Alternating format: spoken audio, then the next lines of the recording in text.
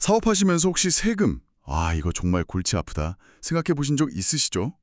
특히 법인세 내고 또 배당받아서 소득세 내고 이 이중과세 피할 방법 없을까? 바로 그 해결책 중 하나가 될 수 있는 게 바로 S법인 전환입니다. 네, 오늘 바로 이 S법인 전환에 필요한 서류, IRS 양식 2553에 대해 아주 깊이 파고들어 볼 건데요. 여러분이 주신 이 자료들 보면서 핵심만 딱딱 짚어드릴게요. 좀 복잡해 보여도 중요한 건 생각보다 명확합니다. 맞아요. 이 양식 2553이라는 게 결국 미국 내국세법에 따라서 우리 회사를 S법인으로 선택하겠다라고 신청하는 서류인 거죠. 그럼 왜 많은 회사들이 굳이 이 S법인을 선택하려고 할까요? 가장 큰 이유가 뭘까요? 그건 바로 세금 구조 때문인데요. 이게 가장 큰 매력입니다. 일반 C법인은 법인 단계에서 세금을 내잖아요. 근데 S법인은 물론 일부 예외는 있지만 기본적으로는 법인 자체에는 소득세를 거의 안 내요. 법인세를 안 낸다고요? 그럼 세금은 누가 내는 거죠? 네, 그 법인의 이익이나 손실이 주주 개인에게 그대로 넘어갑니다. 그래서 주주들이 자기 소득세율에 따라서 세금을 내는 방식이죠. 이걸 통각과세라고 부르고요.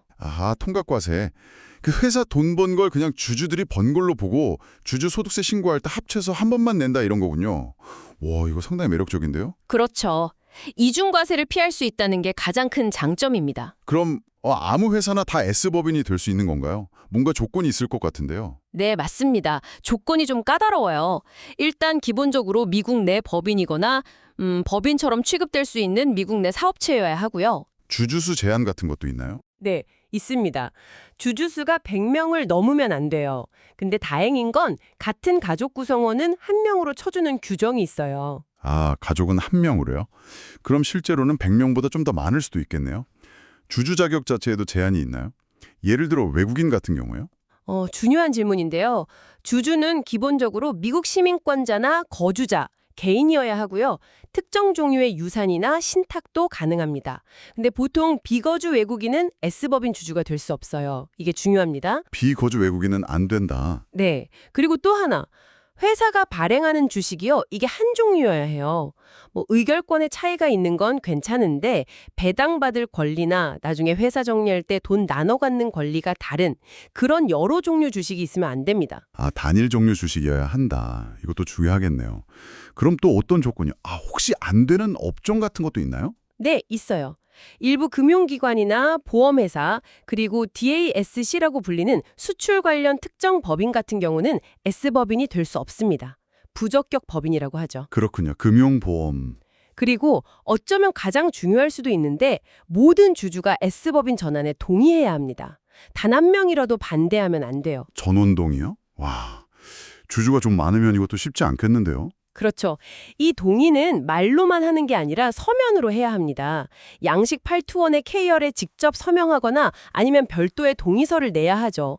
특히 부부가 공동으로 재산을 소유하고 있다면 부부 모두 지분을 공동으로 갖고 있다면 그 공유자 전원이 동의해야 합니다. 동의 절차도 꽤 꼼꼼하네요. 그리고 이건 한 번 동의하면 되돌릴 수도 없다고 들었어요. 네, 맞습니다. 구속력이 있고 철회는 안 됩니다. 알겠습니다. 자, 그럼 이 모든 조건을 다 만족했어요. 그럼 언제까지 신청해야 되는 거죠? 이 시기도 중요할 것 같아요. 네, 타이밍 중요합니다. S법인으로 인정받고 싶은 그 과세 연도가 시작되고 나서 2개월 15일 이내에 양식 2553을 제출해야 돼요. 2개월 15일.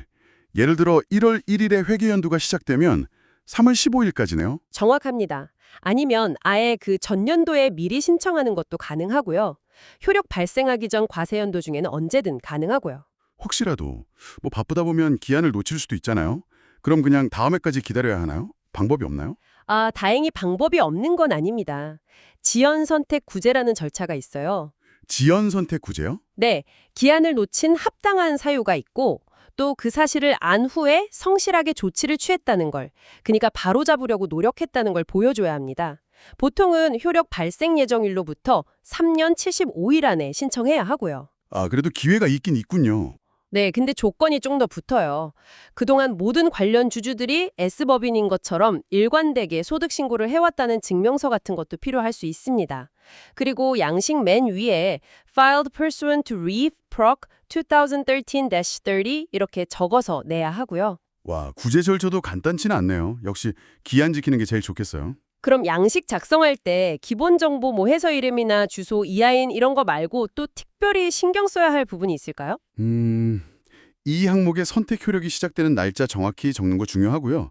F 항목에서 어떤 과세 연도를 사용할 건지 선택하는 것도 중요합니다. 대부분은 12월 30일 마감 연도를 쓰지만요. 아, 맞다. 과세 연도 꼭 12월 31일이 아니어도 된다고 하셨죠? 양식 파트 2에서 다룬다고 되어 있던데요. 네, 맞아요. 만약 일반적인 12월 31일 마감 과세 연도가 아니라 우리 사업의 자연스러운 주기에 맞는 다른 회계 연도를 쓰고 싶다면 양식 파트 2를 작성해야 합니다. 예를 들면 어떤 경우가 있을까요? 뭐 계절적 사업? 예를 들어 스키 리로트 같은 경우 겨울 시즌 끝나고 봄에 마감하는 게 더 자연스러울 수 있잖아요. 이런 걸 자연사업 연도, 내추럴 비즈니스 이어라고 하는데 이걸 인정받으려면 파트 2에 그 이유를 설명하고 신청해야 합니다. 자동으로 승인되는 경우도 있고 사업상 목적을 따로 입증해서 IRS 승인을 받아야 할 수도 있어요.